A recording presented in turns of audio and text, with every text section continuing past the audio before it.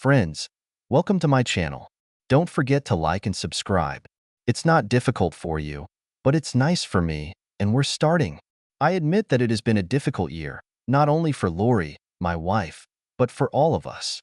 I worked for Wong Screw and Nut for 16 years. We made fasteners to order for manufacturers.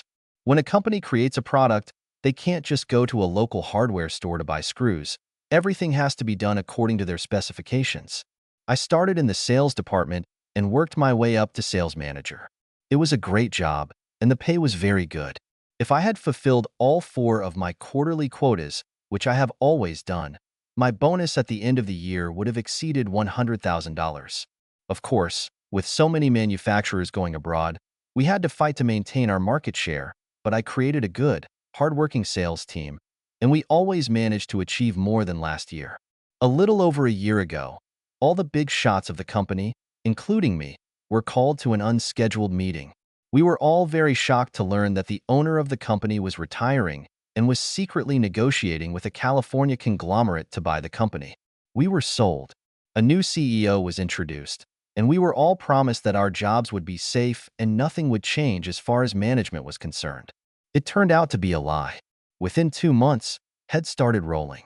I saw the handwriting on the wall and started looking for a new job, but my time came before I found anything. Patting me on the back and holding a 10,000 severance package in their hand, they led me right out the door. At first, Lori and I weren't too worried, but after a few months, I began to understand how the economy had changed over the years when I had my warm job. Not only did most of the production go abroad, but a number of domestic firms that remained bought their fasteners from abroad. I wondered how we stayed so strong, but it was no longer my concern. I needed to find a job. At that time, Lance, our 17-year-old son, was finishing high school. I had mixed emotions when he announced that he was joining the Army right after graduation. Given everything that was going on in the Middle East, I was afraid for his safety, and of course we will both miss him terribly. On the other hand, I was glad that we didn't have to pay for college, because, to be honest, we just didn't have the money. About 5 months after I was laid off, it became clear that finding another job for $100,000 would not be easy, so I started setting my goals a little lower. To fill what I was sure was a temporary financial gap, Lori started looking for something too. In fact, she found a job before me. She was hired as a low-level secretary at a software development company. They didn't pay much, but it was still more than my unemployment check. A month after Lori started working, I took up a sales position at the Enright Initiative. They made car parts after the sale. For the first couple of months, I received a nominal salary during training. After that, I was given a salary plus commission. It will never be a high-paying job. One guy worked for them for 12 years and was the highest-paid salesman there. He earned only $60,000 a year. You can imagine the burden on our budget. We are used to all the financial attributes of a wealthy family. We lived in a nice house with a solid mortgage and had 2 Cadillacs, only one of which was paid for. It was mine. It was a 5-year STS. Lori drove the same model, but we bought it just a few months before I was fired. We also had several credit cards, most of which had already been exhausted. Lori and I also missed our evenings in the city. This was another advantage. After all, if you can't enjoy life, what's the point of having money? We went out all the time. We had dinner with friends. Sometimes we danced. Sometimes we had a show, a play, or maybe a concert. It wasn't like a normal date at all. We just raised our heels when we felt like it. This usually happened 2 or 3 times a month, and sometimes more often. Unfortunately, this was one of the first things that suffered when we had to start scaling back. It seemed to be harder for Lori than it was for me. As a child, her family had more money than me. I didn't start having fun until I started college, but my wife had fun with her dad and mom all the time. It was practically second nature to her. We hadn't left the house for months, and Lori started complaining. From her point of view, the bills could wait. It first started about 3 months ago. "Skylar, we have to do something. I'm going crazy, sitting at home night and night and doing nothing. I want to go outside like I used to. I want to have some fun." Lori always had a bad time. I was sitting at the kitchen table and going through our bills. Slowly, very slowly, we were just beginning to climb out of the hole. I looked at my beautiful wife. "Sure, no problem," I replied sarcastically. Just tell me which of these bills not to pay." She just stared at me. For a moment, I thought she was going to scream, but no matter what she thought, she kept to herself. As soon as I said what I said, I felt sick. Actually, it wasn't such a terrible request. "I'm sorry, dear." I apologized. "I promise it won't always be like this. I'm not stopping looking for a better job, but for now we just need to cool off a bit." "Cool down?" She growled. "Skylar, we've been cooling it for almost a year now. I feel like a caged animal. I need to go out and have some fun." "I know, honey, I know," I said, trying to calm her down.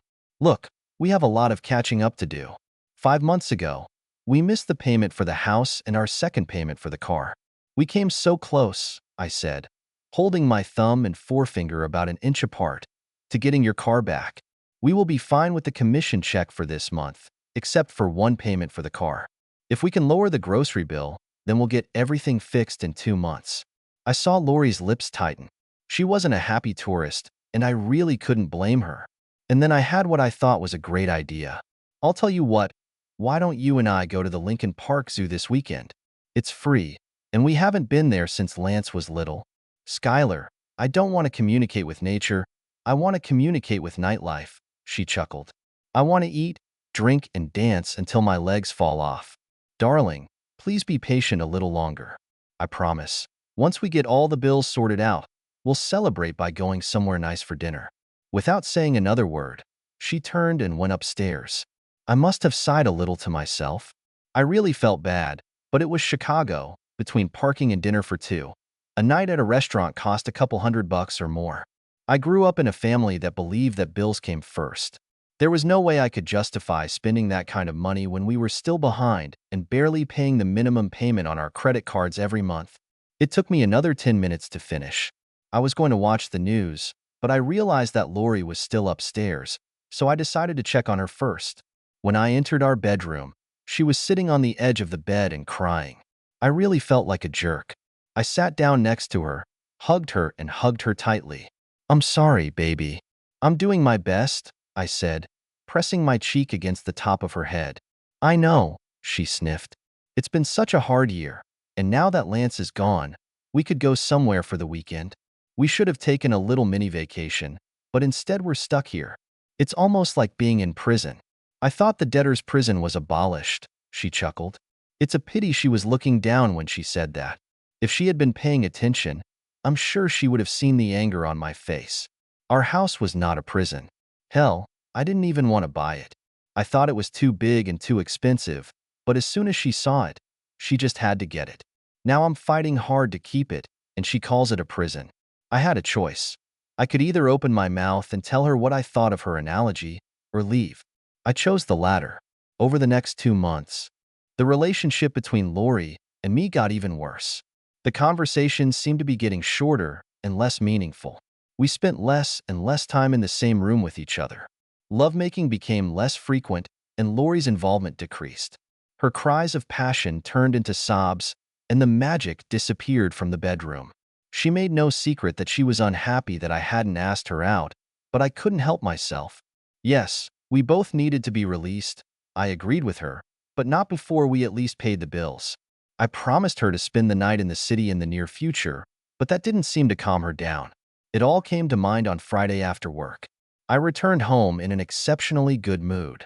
I just got a good contract, and with the commission I will receive at the end of the month, I will finally be able to have a good time with my beautiful wife. Unfortunately, I didn't have a chance to tell her about it. When I entered, she was coming down the stairs, dressed up as if for a parade. "Wow," I said, watching her come down. "What's the occasion?" "I'm dating some girls from work." "Don't worry," she said sarcastically. "They pay for everything." From the very beginning, something seemed untrue to me.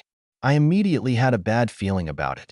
As far as I knew, Lori had never cheated on me, but you don't wear the most attractive dress in your closet to date girls. Besides, my wife was a proud woman. I couldn't imagine her going out and letting her friends pay for everything. It would be like a charity. Only if she was dating a guy would she let someone pay for the whole night. I felt the hair stand on end on the back of my neck. "Yeah, and who are these girls? What are their names?" She didn't even look bothered by my question. Just a few girls from the office. You don't know any of them. You haven't answered my question, Lori. I may have been born at night, but I wasn't born last night. You don't dress up to date your girlfriends. Who are you dating? Are you on a date with a man? Oh, don't be silly, she said lightly. I told you that I'm dating girls. If you don't believe me, there's nothing I can do. You're just being paranoid because you have a guilty conscience. At that moment, I heard a car horn. I looked out and saw a taxi in our driveway. Are you taking a taxi? Yes, but today I'm going to have fun. God knows we can't afford drunk driving, so I thought it would be wise. I suppose the girls are paying for it too, I said angrily. To tell the truth, yes, it is. She leaned over and gave me a quick kiss on the cheek. I have some leftovers in the fridge from last night.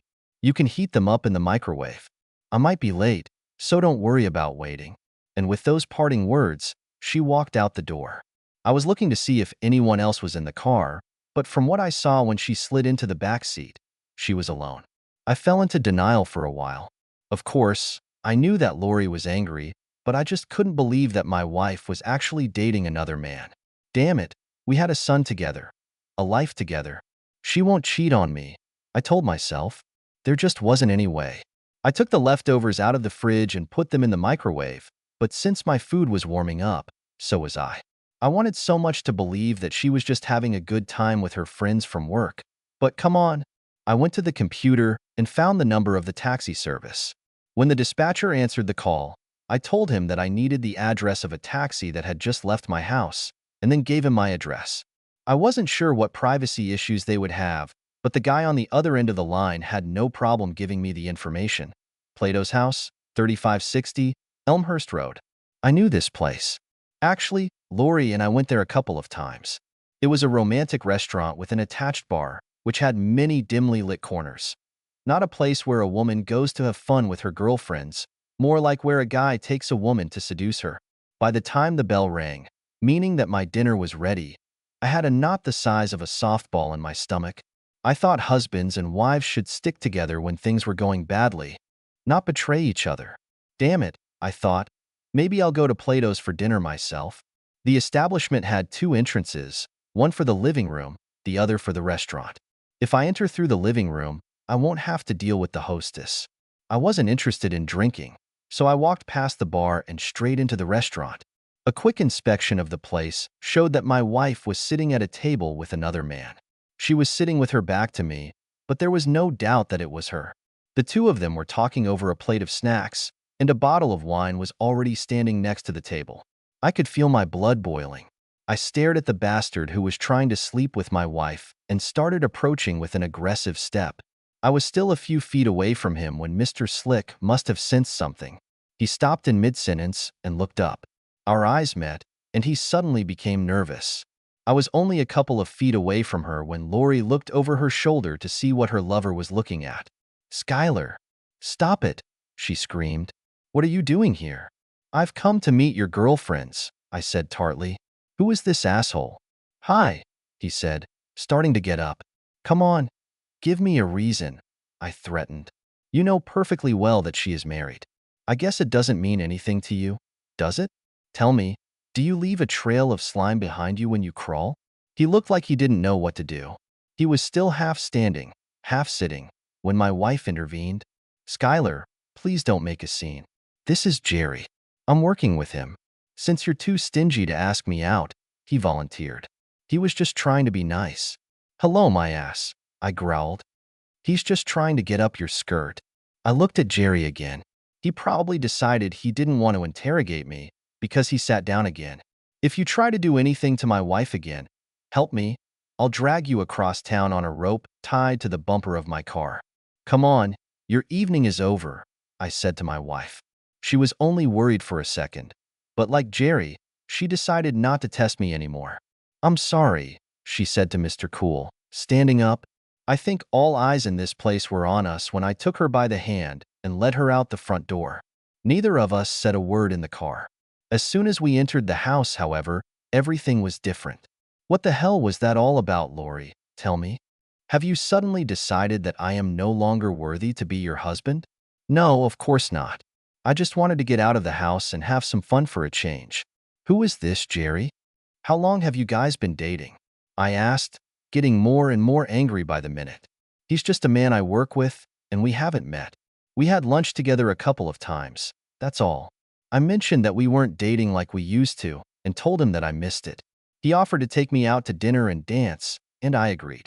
Well, shoot me, she said mockingly. I don't believe it, I said, almost shocked. I thought our marriage was stronger than this one. We're having a hard time right now, and are you ready to leave me? Who said anything about bail? Now I also work every day. I deserve to have fun from time to time. If you won't take me with you, why should I refuse someone who does?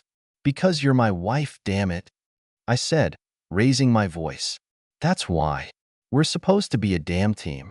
She didn't say anything to that, but I could tell by the look on her face that she was mocking my words. Is this something I should be looking forward to too? Being married to someone I can't trust? Do I really have to worry about who you're with or what you're doing when you disappear from my sight? Tell me, what were your plans for the end of the night? Were you going to sleep with him? Of course not, she said sharply. I looked at the woman I had been married to for almost 20 years, and for the first time, I didn't trust her. Not a bit. I don't believe you, I said. You lied to me when you said you were dating girlfriends, and it didn't even bother you that I didn't believe you then. Why should I believe you now? I admit it's been a difficult year, but a wife needs to be by her husband's side. Remember what we said to each other at the altar, richer or poorer, in sickness or in health? At that moment, my thoughts were clear as a bell. Our marriage is over, I said. This time her mockery was verbal. Don't be silly, she said dismissively. We're broke, don't forget. You can't afford a lawyer. How are you going to get a divorce? Damn it, you can't even afford to move out. I wish I could come back with a smart answer, but to tell you the truth, I was too stunned. I think some people just don't know how to handle difficulties. She obviously stopped loving me, and she stopped respecting me. 19 years later, my marriage broke up just as quickly.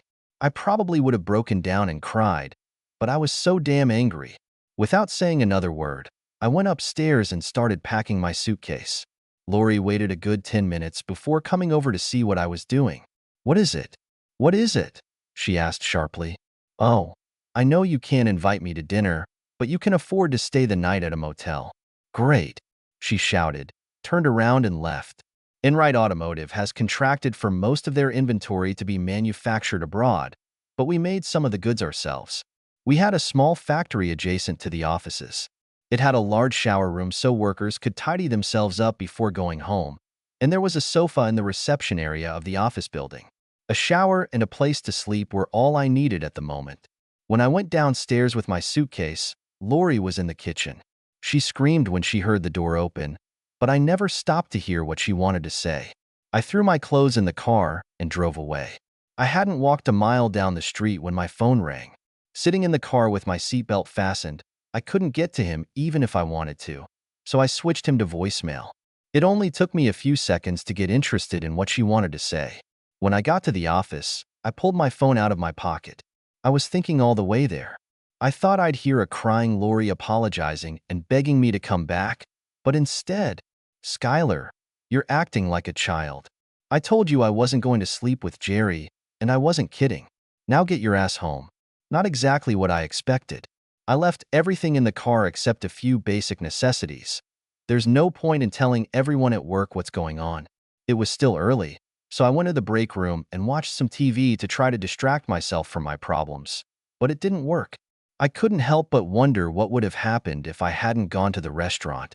Would she really have come home after dancing a little? I guess I'll never know for sure, but I had my doubts. Even if she did, that slug, Jerry, didn't look like someone who would give up so easily. I'm sure he would have put her to bed sometime in the future. In the end, I gave up trying to watch anything and set the alarm early enough to take a shower and get dressed in the morning before the factory guys start coming at 7. Trying to get some sleep, I wondered what I should do. Lori was right. I didn't have money for a lawyer, or even for an apartment. I need to come up with something. Lori showed contempt for our marriage and for me personally.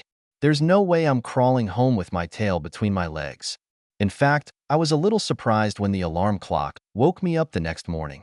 I couldn't believe I slept so well on this couch. The damn thing was a torture device. I showered and dressed before heading over to Danny's for a leisurely breakfast. I'll kill some time there until it's time to go to work. I was sipping my fourth cup of coffee when the solution to my problem hit me like a flash. Of course, it was that simple. Why I hadn't thought of this before was beyond me. Back at Enright's parking lot, I took out my cell phone and took a picture. The first thing I did when I sat down at my desk was to launch an ad. 2 days later, I took the day off. I had a few errands to run. Knowing that Lori would be at work, I drove up to the house and found the papers I was looking for in our personal filing cabinet.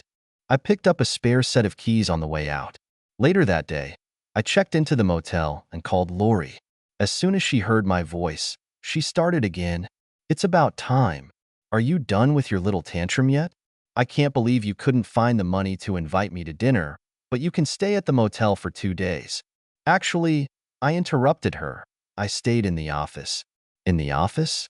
Yes, they have a shower, a nice comfortable sofa and a TV room. All the comforts of home, I said, lying through my teeth. She responded in kind.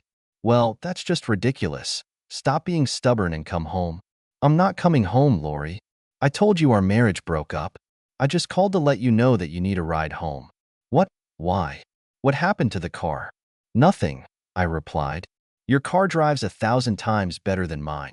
There was a short silence, as she was undoubtedly trying to understand what I was saying. Skylar, what are you talking about? I sold my car and got $18,000 for it. This is more than enough to hire a lawyer for a divorce and a down payment for an apartment. Of course, since I'm in sales, I still need a car, so I took yours. I stopped by our house this morning and took the license for both cars and the spare keys to yours. Skylar, she screamed. You can't do this. What should I drive? Actually, since both cars are registered in my name, I can do it. I didn't withdraw anything from the accounts. All the bills have been paid for the month, so there's not much left, but if you're planning a budget, you should have enough money for food and taxi fare. If you run out of money, I'm sure Jerry will be more than happy to invite you to dinner, provided, of course, that you give him what he wants. Suddenly, she spoke with a very depressed look. Skylar, please don't do this. I never thought you'd really go this far. I'm sorry. I shouldn't have dated Jerry, but I was angry. Honestly, nothing's going to happen. Lori, you lied to me, went on a date with another man behind my back, and then treated me with contempt and showed absolutely no remorse when I caught you. Admit it, Lori, you don't love or respect me. You made that clear as day by the way you talked to me last night. Skylar, I'm really sorry. I'm sorry too, Lori. We had a good run when life was easy, but when it got hard, we let each other down. He was surprised to hear sobbing on the other end of the line, but it didn't matter anymore. He continued, the house is registered in our names. This is our only decent asset, so we need to sell it as soon as possible. He heard her gasp. Sell the house? Skylar, do we have to do this? Lori, we're aware of the mortgage now, but I'm not paying for the house anymore, and you won't be able to pay the installments every month. Yes, it should be sold immediately. I believe that each of us will be able to get away with 50 or 60,000. You can buy yourself a decent used car and find yourself an apartment. Skylar, I don't want a divorce. Can we please talk about this? I'm sorry, Lori. It's not about what you want anymore. So, do you want to call the realtor, or should I do it? The epilogue. Lori was standing on the sidewalk in front of her apartment and looking up at the gray sky when she heard a flock of geese screaming northward. A welcome reminder that spring was just around the corner. She made her way through the melting slush to her 10-year-old Honda and headed to Starbucks to meet an old friend. She was looking forward to meeting Julia. It was a typical Chicago winter with cold temperatures, lots of snow and slippery roads, so Lori spent most of her time locked up in her apartment when she wasn't at work. Julie had already taken a small table in the corner and was sipping a latte when Lori came in. They greeted each other with a girly kiss on the cheek before Lori got in line for her Colombian brew. Standing in line, Lori thought what a pleasure it would be to go out and visit a friend. When she returned to the table with coffee in hand, she was greeted with a warm smile and a friendly voice. Lori, I'm so glad to see you. It was a long time ago. Yes, it's been too long, she replied with a hint of sadness in her voice. I rarely leave the house now. How did it happen? When we were younger, you were a party girl. Yes. Well, life was a lot easier in those days. I don't have the money to go to parties anymore. What about dating? You remember them. You date some handsome man and he pays, Julie joked. Lori feigned a light laugh. It's a kind of trick 22. You can't date men if you don't go out, and you can't afford to date if you're not with a man. What about the guys at work? Julie asked. Nobody but weaklings and married men, Lori said. Let's leave this topic. It's depressing. How are the kids? Oh, they're doing great. Charlie Jr. has just been promoted at work, and Debbie is already in her 3rd year of college. They're growing so fast, aren't they? Of course, Lori replied. Lance has 1 more year left on his contract, and he is already talking about re-enlistment. He likes it. How's hubby? Charlie's fine. He's working as hard as ever. Lori caught a shy look on her friend's face. What? Oh, nothing, Julia replied even more shyly. Come on, spit it out. You were going to ask me something. Well, I just wanted to ask if you've seen Skylar. No, not since we signed the divorce papers. She thought for a moment. My God, that was already 2 years ago. Why are you asking? I just thought. I'm not sure what I should tell you, but it's probably better to hear it from a friend. What? Is he all right? Yes, he's fine. I ran into him the other day, and we talked. Is he Julie? Come on, tell me the truth. All right. He's getting married again. Even though she knew it was over a long time ago, Lori still had a hard time accepting this news. She felt her eyes start to water instantly. Her voice was dripping with sadness. It doesn't surprise me, she said softly. He's a great guy. Her eyes dropped as she confessed. Sometimes I think back to what we had together and wonder how I could have been so stupid. She took a sip of coffee, then lifted her face and looked at her friend. You know, I really loved him. It just got so bad with all the bills and everything that I started feeling sorry for myself. At that time, all I could think about was getting away from all our problems and having some fun. Julia didn't say anything. She thought it was better to just listen. Skylar was right in everything. I really lost respect for him. Maybe I even stopped loving him for a while. Stupid, I know. It's not his fault that he was fired. He did everything he could to make sure we didn't lose everything, but I couldn't see beyond my own selfish desires. I just needed everything to be my way. I remember once Skylar offered to go to the zoo for the weekend, but I wanted to spend the night in the city, so I shut him up cold. Hell, he was even right about Jerry. It was the guy he caught me having dinner with. Skylar asked if I planned to use this guy at the end of the night. I denied it, of course, but between you and me, I had every intention of doing just that. Oh, Lori. Yes, I know.